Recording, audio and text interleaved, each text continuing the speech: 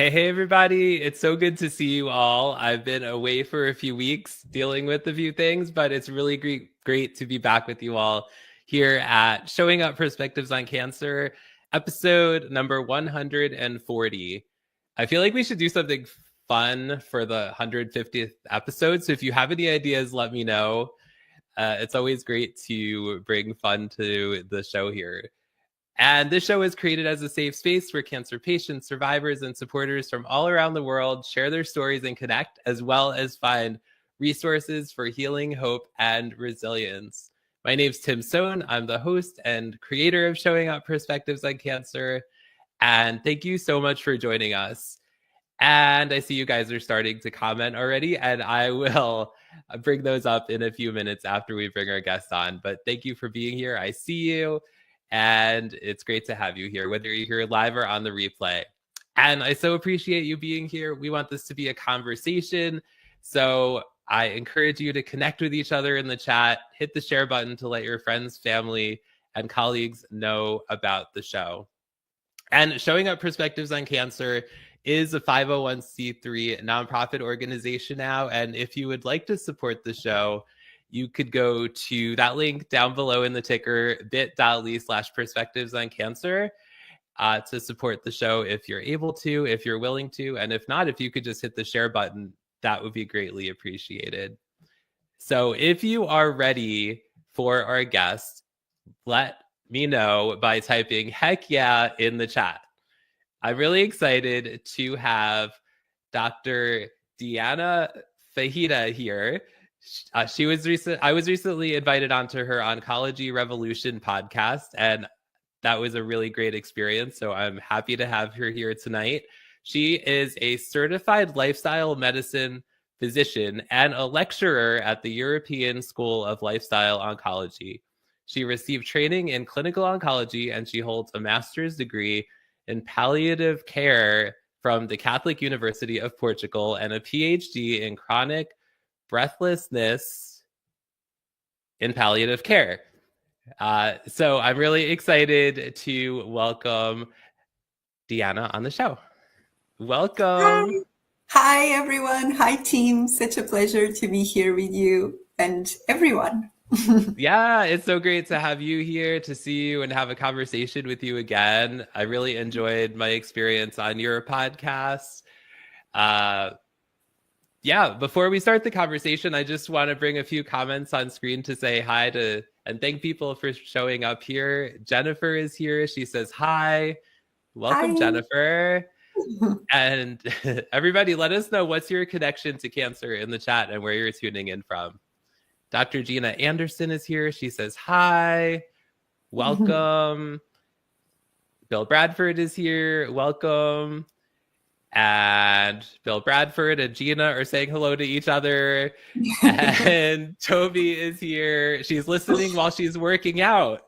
That's perfect. Awesome, Toby. Yeah, how appropriate, right? Exactly. Yeah. Oh my gosh. Well, thank you all for being here. I really appreciate it, for sure. So Deanna, your cancer story is you had a rare form of lymphoma, right? Yep, that's correct. So I can...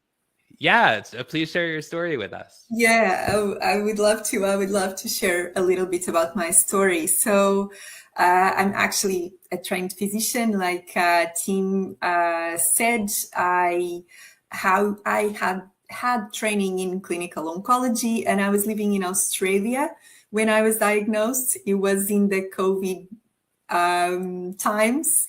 So the borders were closed. It was really hard to travel. So I was diagnosed there, and that was probably one of the challenges, not being able to travel to see family or to have family coming to support me.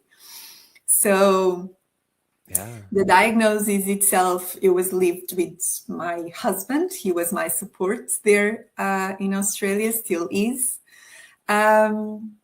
And I guess it's such an interesting thing as a physician as well, because you're so familiar, and especially when you work in the cancer field, right? Because you're used to you're used to the language around cancer, you're used to cancer, you're used to all the tests and exams that go with that. But then living it from the other side, it's such a different experience. And I'm glad you touched on, it was a rare form of lymphoma. In the beginning, they actually diagnosed with Hodgkin lymphoma, which is quite common. And I did my, I was quite familiar with it. I also did some research after I was diagnosed. And it was that feeling of, okay, I've got this. It's probably the best I could have. So let's just work on it. And then after a while, they sort of review my my tests and change the diagnosis. So it was actually gray zone, which is a rare type of lymphoma. And that was really interesting for me because I had to sort of let go of the expectation of having everything under control. So I just decided, because I was reading and becoming more stressed with everything that I was reading, I just decided not to read anymore and just work on the things that I actually could control and that were just made me feel good. So it was quite a learning process, the whole experience, just, trying to let go of my clinical hat and just, becoming a person with cancer that was going through treatment. So I guess that was the first thing that I think it's probably curious about my story. Yeah, definitely. And I'm curious, was there anything that surprised you as a cancer patient, as opposed to being a medical professional, that when it happened to you, you were like, wow, I didn't expect that to happen? Yeah, absolutely. Well, two things come to my mind. I was so used to the hospital environment, and I was admitted immediately because I actually had my tumor was pressing against my trachea, so I had to be admitted. And I remember being at the hospital, and despite all of what was going on, I was actually quite familiar with the environment. I knew the sounds and the smells and the procedures, and that was actually at some stage very comforting. It wasn't a scary place for me, but I remember thinking, oh my God, I'm thinking about all the people that are here admitted to the wards and are actually not familiar with this environment and are sort of having to deal with this through one of the most vulnerable times in their lives. So that was the first reflection I had as, just a patient admitted to a hospital. And then, it was quite challenging and surprising seeing that even though I was admitted in one of the best hospitals, in one of the the wealthiest countries in the world, like Australia is, because I was treated there, I still felt that it was very much a treatment focused on the disease and not focused on patients' need, or at least in my needs. So there's a person beyond cancer, and that person, once you receive a diagnosis, and I'm sure many of you relate to that, your world literally crumbles or shakes, and you need sort of a support system that or a system that really understands that it's not only about the cancer, it's about the whole person. And that was really surprising to me, because and I was really lucky. The doctors were fantastic. The staff was fantastic. But the system is just not ready to understand what's cancer and the impact it has on a person. So that was a big thing. Yeah. Yeah. Thank you for sharing all of that. And I agree, oftentimes you go see an oncologist and, they focus so much on the numbers, right? And whatever reports or, blood work or whatever it is, but there's so much beyond that, your mental health, your physical health, beyond that part, right? Yeah. Um, Yes, absolutely. There's so many things that you just want to, because you want to help yourself. You spend maybe apart from the time I was admitted to hospital, which was about 10 days, the rest of the time was actually spent at home, and then I would come for chemotherapy or for treatments. But the bulk of our time is spent at home as a cancer patient or as a cancer survivor. And we need to know what to do with that time, because we are sort of the masters of our own health while we're not in treatment. So it's so important to just empower people around these factors that we can control, and not be completely focused on, the usual treatments, just going to hospital every day, etc. There's really a whole person to take care of, and we can do that ourselves and with help. Yeah. And it can be very overwhelming, right? So do you have any suggestions if, I know for me right now, at this point in my journey, 18 years later, right, I try to focus on the present moment, but also think about the future and what do I want to intentionally do for the future, right? What suggestions would you have for somebody that they're overwhelmed at the moment, they have cancer? What should they do? Do you have any suggestions? I think, to be honest, it depends on the stage and the person. Yeah. It's so individual. Sure. It's so different. If I'm talking to you, Tim, I'm sure having, the experience of 20 years, it's not the same thing as when you were diagnosed for the first time.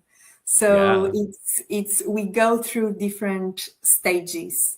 And I think there's a phase in which we are just managing, we're just trying to manage all the things we need to do, chemotherapy, surgery, radiotherapy, and we don't really sometimes have time to process all of that. So for people who are in that stage, just feeling overwhelmed with everything they need to do, I think it's really hour by hour, day by day, focusing on the small things, the small moments, allowing your body to rest when you need to rest, but also, just doing small things like walking every day if you have, if you can, or just spending time with the people you love. Spending time nurturing yourself, I think it's really important when you're in a high stress state. And then I actually think when I became a survivor, and I mean that after finishing treatment, that was actually my most vulnerable time, because that's when you're sort of in a limbo. And you don't know what comes next. All the support that was given to you is suddenly sort of, it eases off, is taken away. So the messages come back in 3 months and we'll look at your bloods again. Right. And all of a sudden you're like, with little support and without knowing exactly who you are, because you've just been through a life-changing experience. So that for me was super challenging. And that was the phase in which I started sort of the transformation process, in a sense, exactly what you just mentioned, just reflecting on what do I want to do now with my life. What's my intention now that I know that I will die? Because that's the other thing, we sort of spend our lives thinking that we will live forever, but actually when you have cancer, you very quickly realize that maybe it's not the case. So that's one of the advantages. You can become really intentional with your life and with what you want to do from then on. But I think you also need the time to sort of discover who the person you are becoming is. So I knew absolutely having I think having a purpose is too much to think when we finish our treatment, but being curious about the person you are becoming and maybe trying new things and see what gives you pleasure, what gives you purpose. And for me, it took around maybe 2.5 years until I was actually feeling that I was living sort of professionally what I wanted to live. And so it takes time to develop. So I think it's one of the things also is self-compassion, patience with yourself. Your body has a rhythm, and it's not the rhythm your mind has. Sometimes we have this idea of how long we should take to be healed. But your body just doesn't obey to those rules. You just need to, learning to respect your body again and be slow and intentional sometimes. Yeah, for sure. For sure. What are some ways, Deanna, that you take care of yourself, like self-care, things like that? Right. Awesome question. So I really take good care, or try to take good care of my nervous system, because I know it's something that I know I really need some balance in my nervous system. And obviously, and then this is where the lifestyle factors start to interact with each other, because you can't only take care of your nervous system. You sort of have to take care of many other things. But for me, sleep is really essential, even though I'm talking to you past midnight. Yes, and thank you for doing that. That's amazing. No, that's totally fine. We need to break the rules sometimes. But I really make sure that I sleep at least 8 hours every night. And of course, there's exceptions to the rule, but I'm really intentional with sleep, because I know if the sleep is not there, everything else will be out of track as well. I do have a pre-sleep routine, because I think one of the issues, and especially for people with cancer and cancer survivors who have sleep issues,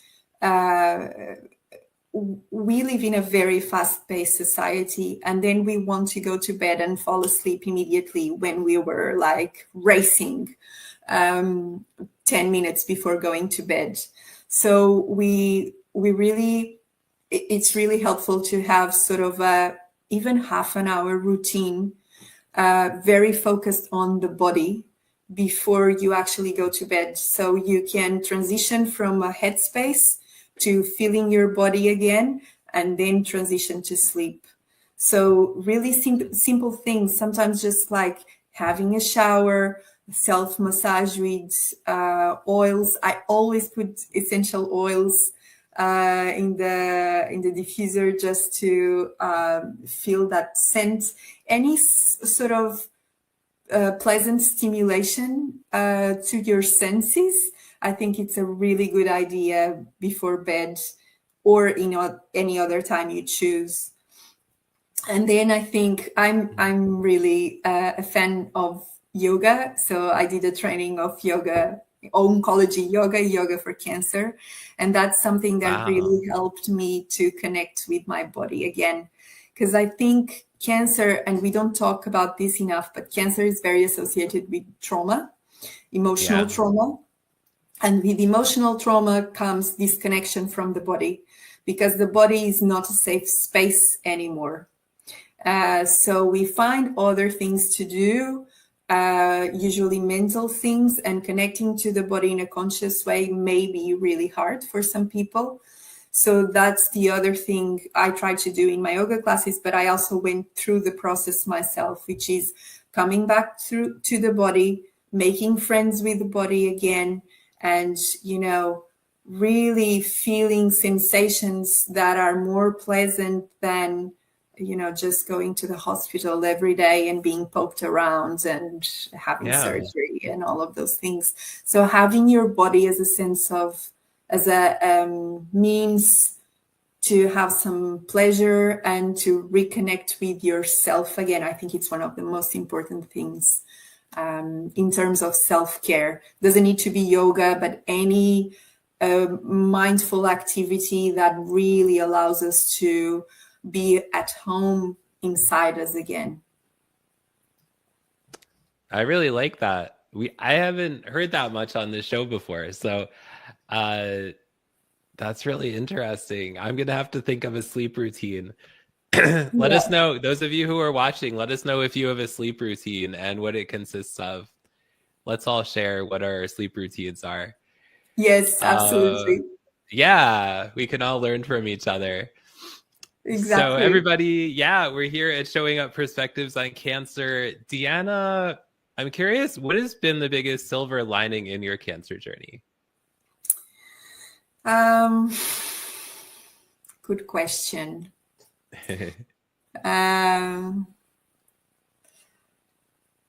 I guess, well,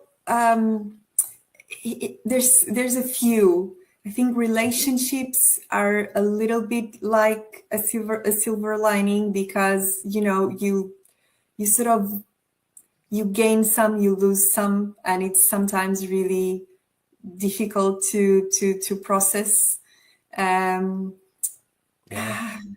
I guess also you really become, or in my case, I really felt that I became a different person, and I needed to make some adjustments in my life.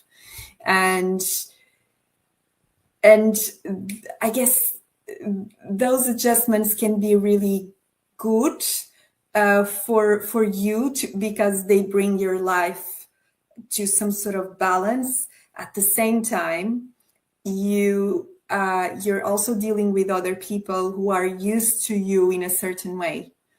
Yes. And then your relationships can be a bit shaken by that. And, and including with people that you really love. And that's sometimes it's a challenge sometimes. And we just need to be patient again. I guess with change comes some unsettlement, and that's all right.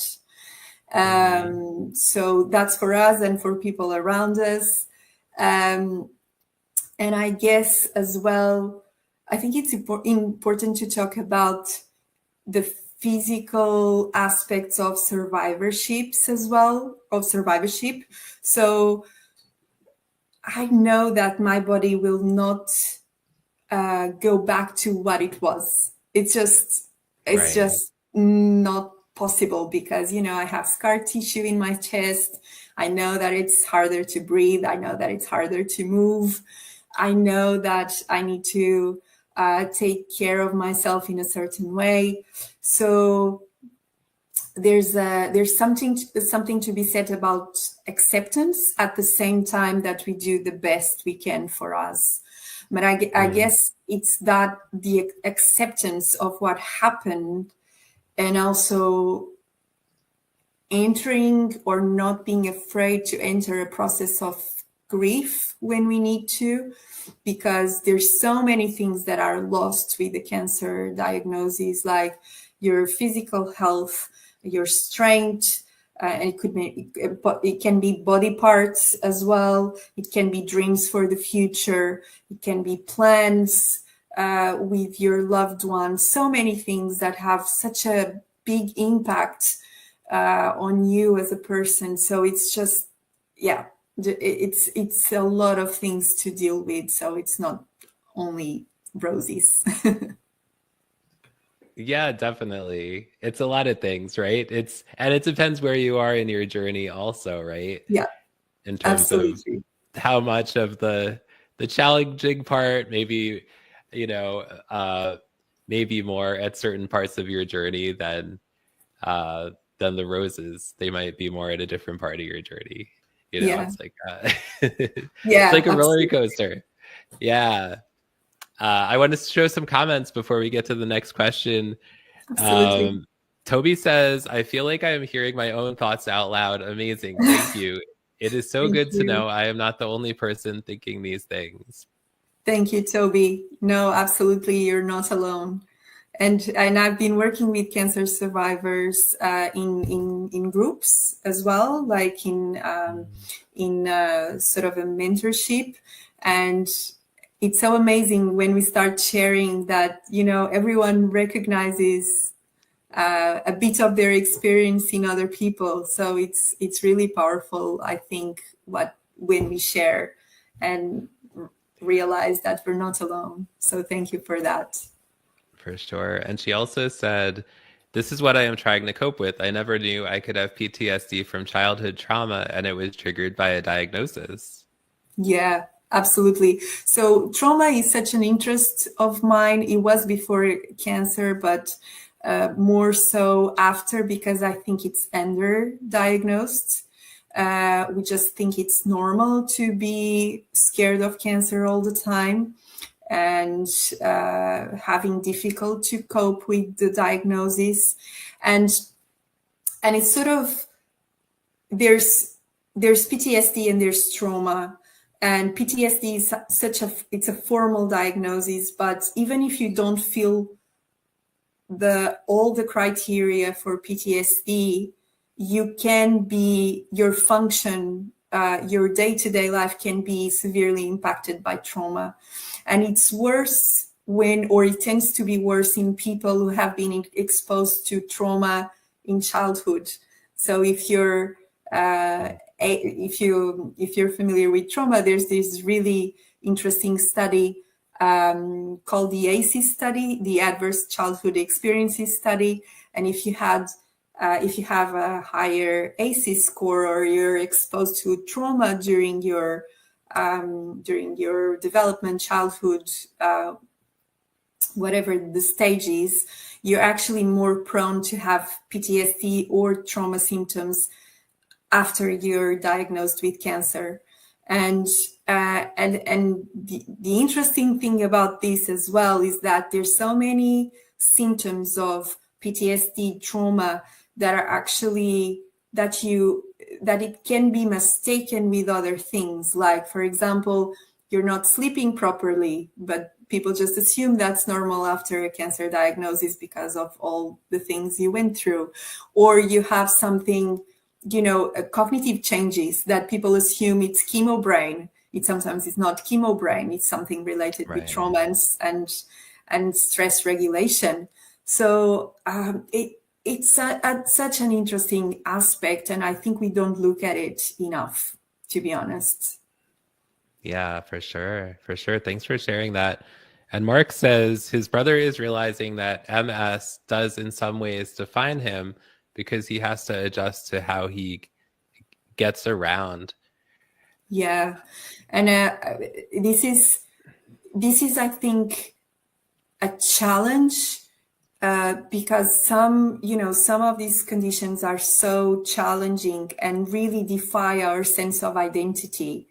So we like to be independent. We like to move around. We can see ourselves as an independent person or as someone who can take care of ourselves quite well. And then all of a sudden a disease strikes and you sort of have to redefine your identity. it's I don't think necessarily the disease needs to define you, but your values may need to be rethought to sort of try to understand who are you when you lose your independence, who is left inside of you. So it's not an easy process at all, but yeah, if we can open ourselves to that curiosity of seeing, okay, I am not independent anymore. I need to adjust to my limitations. So who's the person that is left? Do I still have the same value? What can I do with my limitations? I think this is a really interesting exercise. Also because we will all get old at some stage, and we will experience limitations if we're lucky.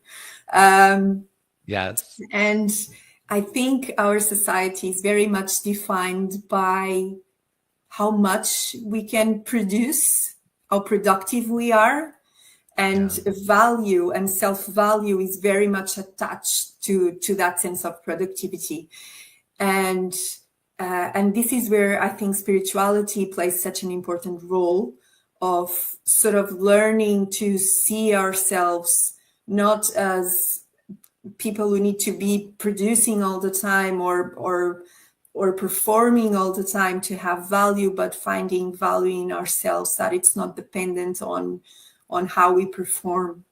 And again, much more difficult. It's easier said than done, but still, I think it's a really interesting exercise.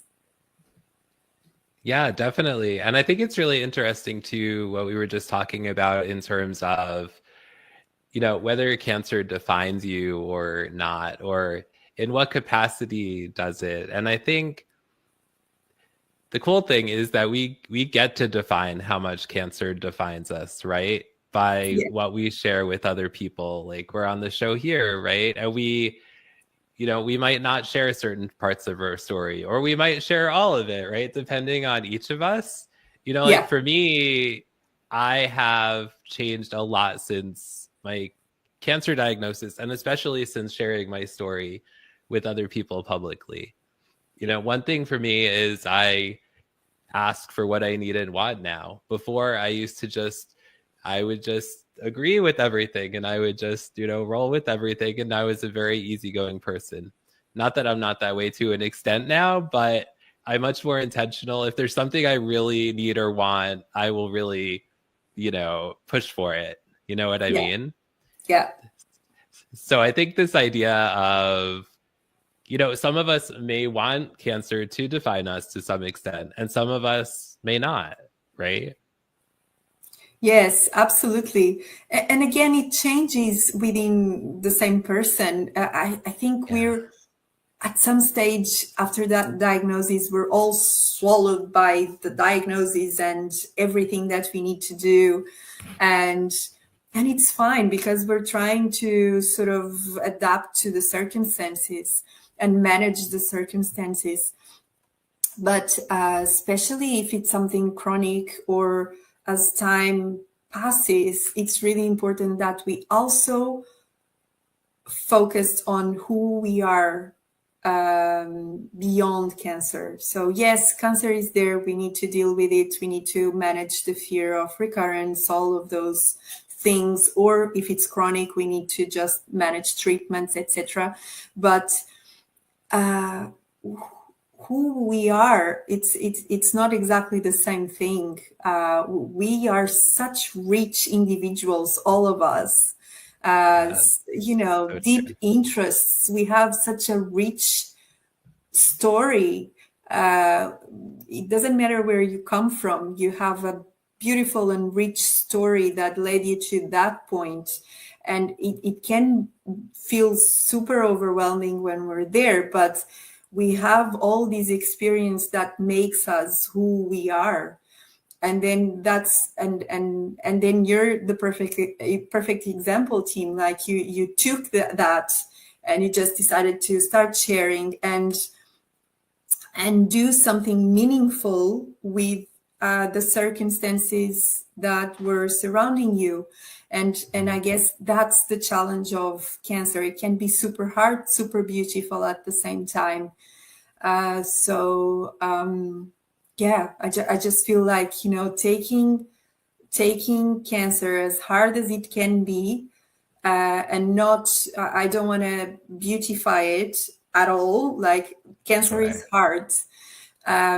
But there's one book that I usually recommend around this, which is actually not related to cancer, but it's Men Searching for Meaning from Viktor Frankl. He was a psychologist, and he was a Holocaust survivor, and he sort of explores the importance of having meaning in your life, so you can, and making sense of what happened to you, to actually be able to transform suffering in a sense. Very, very interesting book to really talk about that resilience and that change of perspective as well. That's great. I'm definitely going to check that out. And Mark has a question. He said, what advice do you have for the support system, for example, family and friends? Yeah, that's a really beautiful question. I think, so there's two things that I see happening many times. Sometimes people become really detached, like some family members, some friends become really detached because the patients are too much to cope with. So that certainly happened to me with some friends. Like, it's just, for some people, it's just too much seeing someone with cancer at a young age, and because it's that meeting with the death, in a sense, or at least the perception of death. And for other people, and especially family, people tend to want to do a lot, and which also can become overwhelming for the patient. So I think it's actually really, I think the best approach, to be honest, is just open up and ask how we can help. Because every person will have different needs. Some people will want you fully there. Some people will want you to step back. And unless you actually talk about it, it's really hard to read in between the lines. And sometimes we think we're helping because we're showing concern and we're trying our best, and people are just, okay, this is too much. I can't cope with this. So cancer, I think it's an invitation, cancer and on other chronic diseases, I think they're invitations to be really vulnerable, which is not easy, not for the person, not for the family, because we wanna, that's another thing, we wanna show strength all the time. You wanna show strength to your loved one, but also the person who is sick wants to show that they're okay, so they become stronger as well. But the more vulnerable you can be, the deeper the connection will be. So it's an invitation, and it doesn't mean that we will do it perfectly. It's training, really. But yeah, I would just invite you to ask. And sometimes you won't need to do anything. You just need to be there, and not necessarily be making things better. Sometimes people don't want us to make anything better, just want us to be there and to share, just watch something on the TV with me, something like that. Right? Yeah. Just, I guess it's very individual. So open up. That's probably my invitation, to just get real with people. I guess that's the best. Yeah, that's a great idea. The Gia here is saying, sharing our story can inspire, connect, and create change. When we open up about our experiences, our struggles, lessons, and victories, we permit others to do the same. Our words can encourage someone to take action, help them feel less alone, or shift their perspective. The difference we make isn't always visible right away, but every story shared has the potential to plant a seed of hope, courage, or transformation in someone else's journey. Yes, absolutely. I couldn't agree more. I think sharing is really caring in this circumstance. Yes. We can really connect with one another through the sharing.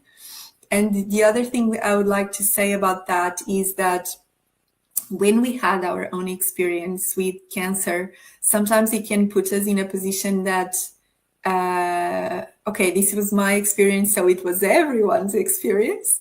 And and that's actually not true as well. And that's a process that I went through too, like realizing that other people with cancer have different experiences, and that's totally fine. We're not all the same.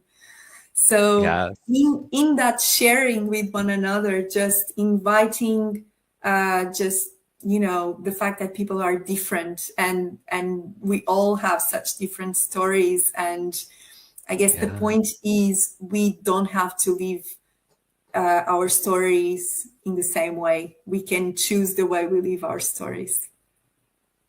Yes, mic drop moment right there. We can choose the way we live our stories. Yes. There you go. That's right. Yes. Yolanda says this is good advice because it's so hard to know what to do or ask someone who has cancer. And Mark is curious, what is the art piece behind you? Oh my God, this one or that one. So both are basically made by me. So yeah, so I just was exploring some painting, which is something that I really did during my while I was sick. I was painting mandalas and doing all these different things. So this one was done at that time. I guess the back one I think is one of the first ones I created, but it's just my art, so nothing fancy. It's just something that brings me joy.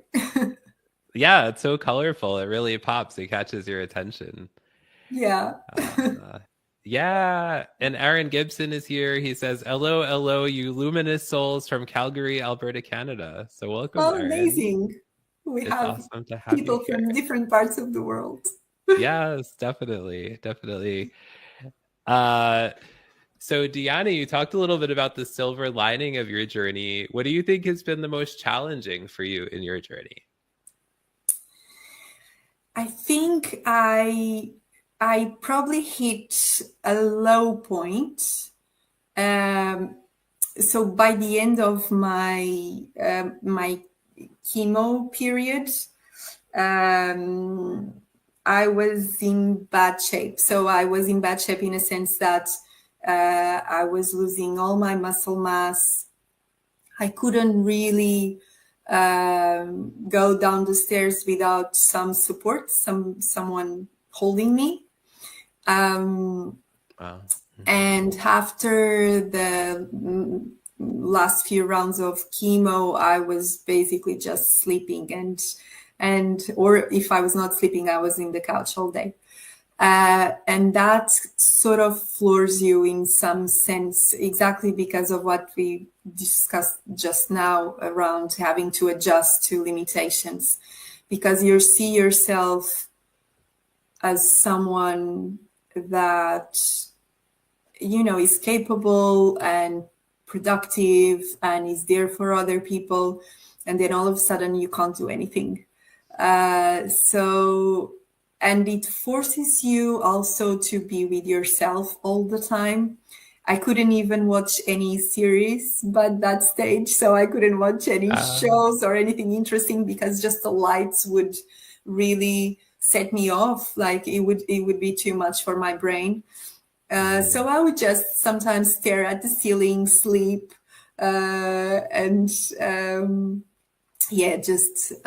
just be with myself, and that can be very, very challenging. I think was one of the lowest points was that. Yeah, and not being able to see family, that was Oh. really tough as well. Mhm. Yeah, but I think it was mainly that I had really low points, and yeah, just it was very much like a roller coaster along the way, Yeah. and yeah. Yeah, thank you for sharing all of that. So let's talk a little bit about lifestyle medicine. What does that mean? And what role does it play, or can it play for us, for those of us who have cancer or have had cancer? Yeah, so lifestyle medicine is a relatively new branch of medicine that focuses on lifestyle pillars. And there's a few lifestyle pillars. It's not only nutrition, physical activity, but also exposure to toxics, stress management, relationships, and sleep that I mentioned. So those are a Yeah. few. And I think it's something that, especially in the oncology realm. So this is what I found interesting. So one of my experiences in when I was having treatment, I was sitting to having a chemo infusion, and I asked the nurse, "Can I drink alcohol?" And she said yes. And then I asked, "Can I take vitamin D?" And she said no. Oh. And I thought that was really interesting. Like, I mean, I'm surely there's more that we can do than just going home and living our lives, because you can tell someone, go home, live your life the way you used to, but you don't know what sort of life that person has. So when Right. I was sick, it sort of raised my interest in what can I do to actually improve my outcome. And that's when I dove into the lifestyle factors. And then I started realizing all of these factors that have such good evidence in cancer overall, but also in cancer. And that I think it's really a disservice not to talk about them, because when I see numbers around physical activity for cancer patients and cancer survivors, it's really, I usually say, if we had a pill doing this, everyone would be taking it Mhm. absolutely crazy with the results. But because it's something that requires effort, but to be honest, I don't think that's the main factor. It's just something that it's not profitable, perhaps, that it just doesn't, it's not into the mainstream medicine yet, but the research is there. It's really Yeah. amazing. Like in prevention, in cancer prevention, cancer treatment, and after treatment during the survivorship phase, physical activity has such a massive role, and especially strength training. So resistant training Mhm. has the most evidence to support cancer patients. Stress management, like high cortisol levels, we know that it depresses immunity, it sort of raises inflammation in your body, which is the perfect environment for a chronic disease to develop. So, I mean, we need to learn how to regulate our nervous systems as well during the process. Then food, of course, like processed food, we know it has lots of different impacts in your body, but also, we talk about insulin resistance when we talk about diabetes, but insulin resistance also favors cancer development. And we were actually really happy because there's like this article published into the 2000s that was really groundbreaking in oncology and sort of identified the hallmarks of cancer. And it sort of identified, what characteristics a cancer cell has to have to be considered cancer. And then it has been evolving, like they have been updating the hallmarks of cancer. And last year, 2024, was the first year in which they actually talk about lifestyle for the first time and the impact it plays in Wow. cancer development and in the progression and all of that. So it's really, the view on cancer is starting to expand to be more of a systemic disease rather than just a bunch of cells going out of whack. The environment Yeah. really matters. So the research is there and it's growing. And we really need to start a broader conversation. And also, if people know that, the sense of empowerment that comes with that, because we can actually do something to improve our health, that alone is beneficial for the person and the body. We know that people that take control over their health have better outcomes. So it's just a new world that we're not used to talking, but it's just so important. So that's what I do. I usually do consultations on to people with cancer that want to improve their lifestyle and optimize their body. There's lots of resources we can actually access to also reduce side effects during cancer treatment. So that's another thing.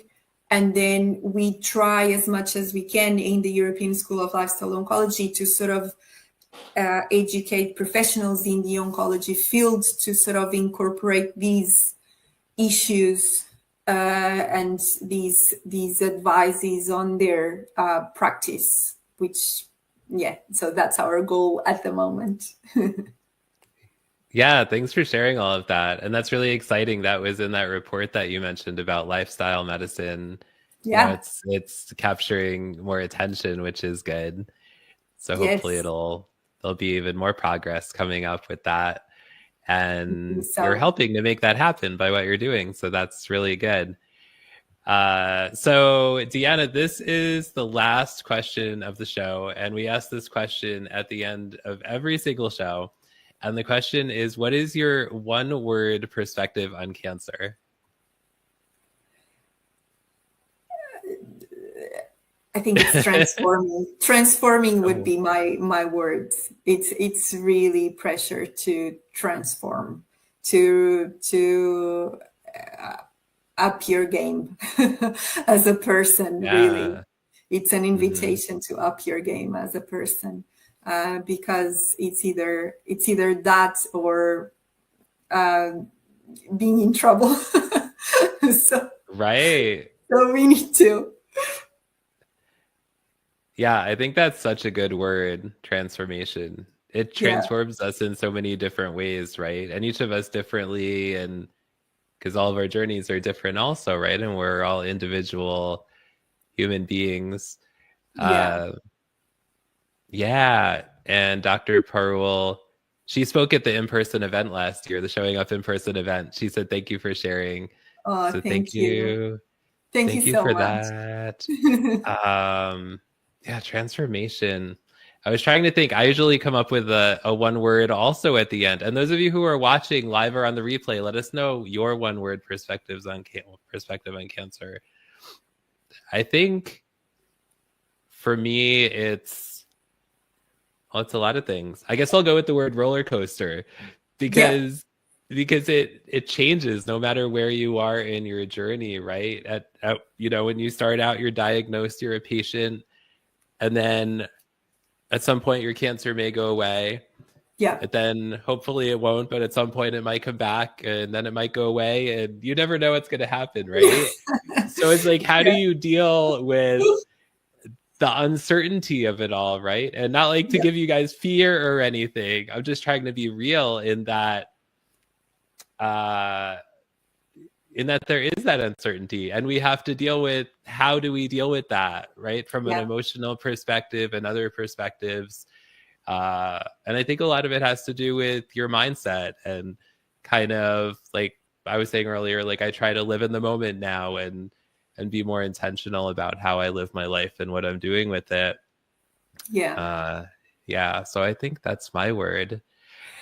Yeah, Um, that's a great word, by the way. I was I think thinking about another one, which is onion. Like it's like peeling the layers onion. of an onion.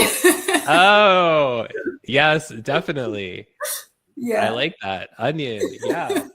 And then sometimes when we peel onions, we need the puffs. exactly. That's it. That's it. Yeah. And that's actually a really key point as well, like feeling the feelings, because we have such low points at some stage. So Hmm. there's lots of pressure around cancer, and also sometimes it has become really glamorized things sometimes, with all influencers and all of that. And I guess it's really, there's an opportunity to sort of transform with cancer, but it's still really hard. So let's Hmm. just not um, just think about cancer as something light, or that we Yeah. do it easily, or there's only good things about it, because we know that there's really really tough times, and that's why we need a good community like yours to sort of have the Oh, support we need. yeah. Thank you. Thank you. And that was going to be our last question, but here's one quick one. Ligia says, could you tell us what is your life motto? Do you have a life motto? That's a good question. I don't know, Right? but I guess one of them would be always have an intention. I like uh, that. I really like like that. do your things intentionally, because it's going to be, the results will be so much different. Have your intention as clear as possible. So be intentional. That would be my life motto. I like it. I like it. Well, Deanna, thank you so much for being on the show. Are there Pleasure. any parting hopeful words you want to give us? And also let people know how they can connect with you and find out more about what you do. Yeah, absolutely. So you can connect with me through, we have a center called AIM Cancer Center. It's based in Portugal, and we have lots of online activities. In the same website, you can find the European School of Lifestyle Oncology, which has different courses, and we will have a course for survivors as well, which is more like a mentorship around lifestyle strategies. I think it can be really useful. I'm on Instagram. I'm on LinkedIn as well. It's easy to find through this page. But I'm on Yeah. Instagram, where I'm more active. And that's my name, Diana Ferreira, MD. So you can find me. There's an underscore somewhere. I can't remember where. Yeah. But anyway, Sure. yeah, I'm quite active there. And in terms of being hopeful, it's just like, I think if we're curious about learning about ourselves, we're Yes. all right, even when we have the most tough challenges. So be curious about yourself and what you can achieve. And yeah, just stick around to see what happens next. So that's Yeah. my message. So good. So good. Well, thank you so much for being on the show, Deanna. My pleasure. It was a pleasure being with you. Loved your audience and loved chatting. Thank you. All right, everybody, what did you think? Wasn't Deanna an incredible guest? Give it up for her in the chat. And also, if speaking of incredible guests, if you would want to be an incredible guest on this show, please reach out to me no matter what your connection is to cancer. If you're a patient, a survivor, a supporter, anyone with a connection to cancer, their story matters, it's valid, it's important. And when you're ready to share, please reach out to me and I'd love to have you as a guest on the show. And you could just send me a direct message on LinkedIn or go to perspectivesoncancer.com. And next week's guest is Jessica Wharton. She is a fierce breast cancer survivorship advocate, a survivor herself, as well as an accomplished human resources professional with a passion for helping others. So let's all show up next week to support Jessica and each other, and see you next week for another episode of Showing Up Perspectives on Cancer. Have a great week, everybody. Bye.